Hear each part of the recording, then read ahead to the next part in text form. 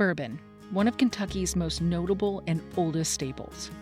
The Bourbon Trail has been one of the most prominent tourist attractions in the state since about 2008. So it is no surprise that there is a holiday celebrating bourbon itself.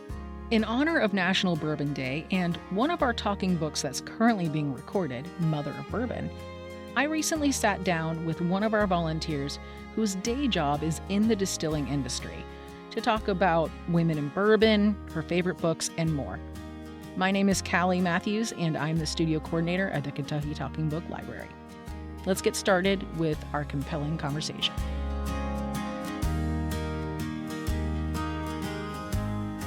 The Bluegrass State has a robust history, from the gorgeous horse farms and soulful bluegrass music to premier sports such as basketball and horse racing, to delicious eats like the hot brown, fried chicken, and burgoo. While some folks may not be as familiar with hot browns and burgoo, they surely are with bourbon. One of our volunteers, Alex Castle, is the Master Distiller at the beautiful Augusta Distillery, which is in the little town of Augusta, Kentucky. It sits on the Ohio River as the halfway point between Maysville and Cincinnati, and it is home to the Clooney family, one of Kentucky's oldest educational institutes, and some of the oldest tobacco farms in the state. Alex, thank you for sitting down to talk with me about bourbon and books. Currently, one of our other volunteers is recording a book called Mother of Bourbon, The Great American Whiskey Story Never Told. It was written by Eric Goodman and Kaveh Zeminian. The book is focusing on Mary Dowling, the most successful and influential female distiller who has flown under the radar until now. Susan Reigler, author of Kentucky Bourbon, The Essential Guide to the American Spirit, says this about the book. Unsung bourbon distiller and force of nature Mary Dowling overcame family tragedy, discrimination, and prohibition to achieve extraordinary success. Her story comes to life in this page-turning novel. So, Alex, with you being a woman not only working in bourbon, but holding the role of master distiller, can you speak a bit about women in bourbon and tell us about the first master distiller since Prohibition? Yeah, absolutely. So it was 2015 when Marianne Eves, I believe she was Marianne Barnes at the time, was named the first female master distiller since Prohibition in Kentucky. And of course, Kentucky is the oldest as far as, distilleries in Kentucky. We're the oldest state doing it. And so the fact that it took us until 2015 to have one is a probably very strong indicator of the status of female master distillers in the rest of the country. In terms of training and experience, what qualifies you as a master distiller?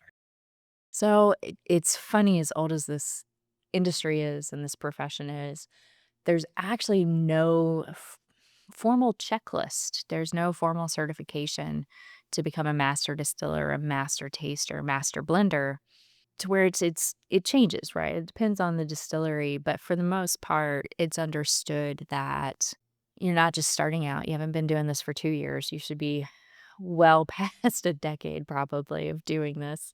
And you've not only worked at one distillery, but probably worked at a couple different ones, even if they're in the same family of the company, just because everyone does it differently. And so to learn different systems, that's true mastery. And nowadays, it's become very common. Master distillers tend to have a chemical engineering degree. Doesn't have to be that way. It's just a very good path because most of what we do in a distillery involves chemical engineering. So that's a very normal inclusion of the process as well.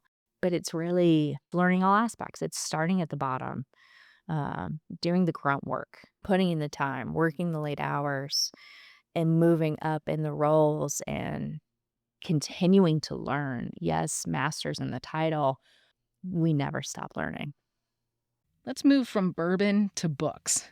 Before we started recording, you had mentioned that you enjoy reading. What types of books do you like to read, and what is your favorite book? Definitely an avid reader. Prefer almost exclusively fiction.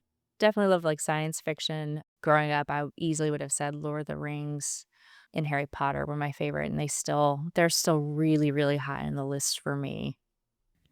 I love both of those series. Lord of the Rings was actually an inspiration for me to become a writer and then eventually go into filmmaking. So definitely influential for me. And then Harry Potter, I just grew up on as a kid. But it's really cool because the National Library Services, they have both series available by way of Braille and talking books. So if you are listening and are interested in both of those series or one or the other, please reach out to your cooperating network library to find out more. And well, we are just so excited and we're looking forward to having Mother of Bourbon published via Kentucky Talking Book Library here in Frankfort, Kentucky in the coming months so that we can share this wonderful story with our amazing patrons. Well, thank you again, Alex, for sitting down with us. We really appreciate it, and we would like to wish everyone a happy National Bourbon Day.